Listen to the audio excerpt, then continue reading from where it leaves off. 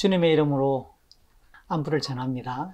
올 봄에 새로이 돋아난 이파리들이 한껏 생명력을 발하며 5월의 색깔을 상큼한 초록으로 물들이고 있어 우리의 눈을 시원하게 해줍니다. 다양한 이유들로 지쳐있는 우리 시대의 이웃들에게 그리스도의 복음을 고백하는 우리 기독교사들도 5월의 빛깔 같은 상큼함을 나눠줄 수 있기를 소망합니다. 오늘은 민수기 7장과 8장을 살피면서 섬김과 모범의 영향력 그리고 빛된 삶에 대한 교훈을 나누고자 합니다. 지난 설날부터 함께 살피고 있는 민수기는 출애굽한 이스라엘이 가나안으로 향하며 광야를 지나는 이야기로서 성막을 중심 삼는 거룩한 삶을 교훈합니다. 오늘 나누는 이 7장은 먼저 각 지파의 지도자들이 헌물을 바치는 내용입니다.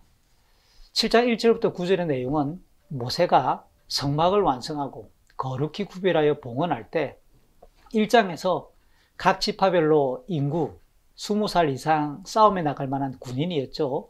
그 인구를 조사하기 위해 지명받았던 12명의 지도자들이 자원하여 여호와께 특별한 헌물을 바쳤습니다.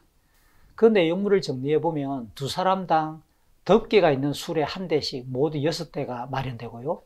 지도자 개별적으로는 1인당 황소 한 마리씩 모두 12마리를 성막 앞으로 가져온 것입니다. 아마 그들은 서로 의논해서 동일한 예물을 준비했을 것입니다. 하나님께서는 모세를 통해 지도자들이 바쳤던 그 예물들을 성막을 위해 봉사하는 레위 사람들에게 나누어 주라고 명령하셨습니다. 이에 게르손 자손에게는 수레 2대와 황소 4마리가 주어졌고요. 므라리 자손에게는 수레 4대와 황소 8마리가 배당되었습니다.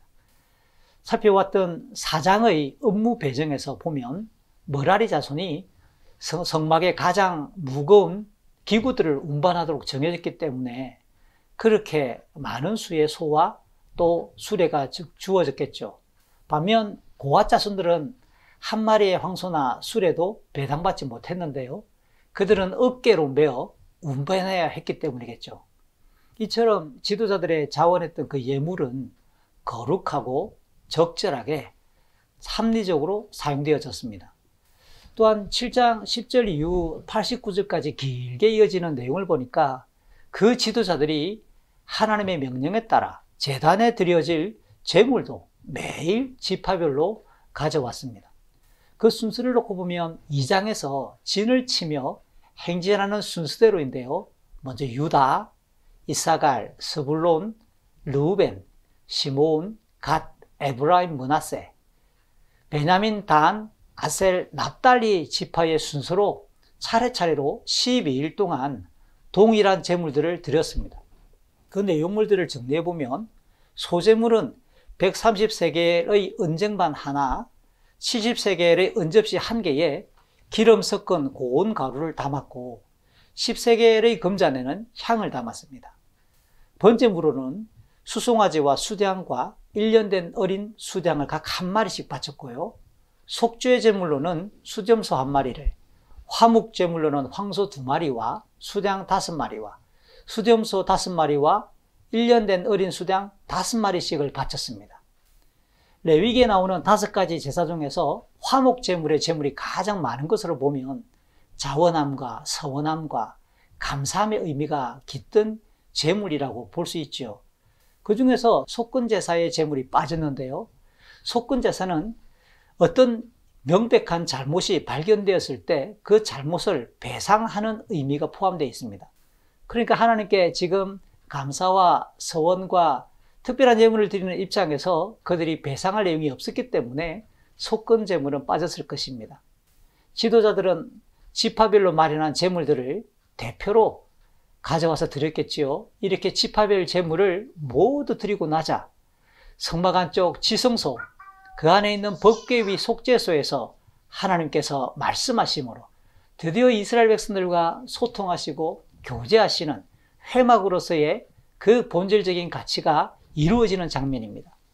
이어지는 8장 1절부터 4절의 내용은 하나님께서 모세를 통해 대제사장인 아론이 성막 안에 비치한 등잔을 밝히도록 명령하십니다. 출애굽기 25장 31절 이하의 내용을 참고해 보면 성소 안에 비치하는 이 등잔대와 등잔은 순금 1달란트, 오늘날의 도량형으로 바꾸면 약 34kg쯤 됩니다.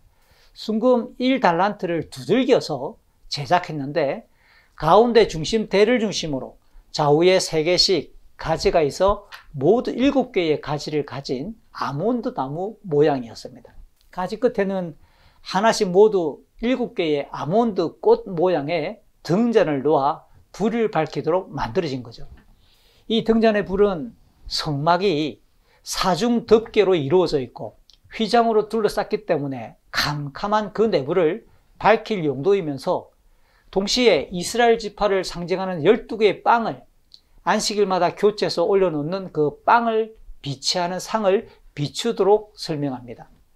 이런 내용을 묵상해보면 분명 하나님께서 백성들의 삶을 밝히 인도하신다는 것과 함께 언약 백성들이 어둠의 세상에서 빛의 자녀로 살아가야 함을 또한 강조하고 있을 것입니다. 이어지는 8장 25절 그리고 26절까지 내용에서는 레위인들을 공식적으로 세우는 위임식을 진행합니다. 앞선 3장과 4장에서 그들의 역할과 업무가 소개되었기 때문에 그 직무를 이제 실행하기 위한 위임식입니다. 우선 그들에게 정결하게 하는 물을 뿌리고 온몸에 털을 밀며 옷도 빨게 한 뒤에 백성들이 그들에게 손을 얹어 안수함으로 특별하게 지명되었음을 확인합니다. 이후 수송아지 한 마리의 번제와 기름 섞은 고운 가루의 소제와 수송아지 한 마리의 속죄제를 들이대 제물을 좌우로 흔드는 요제의 방식으로 진행합니다.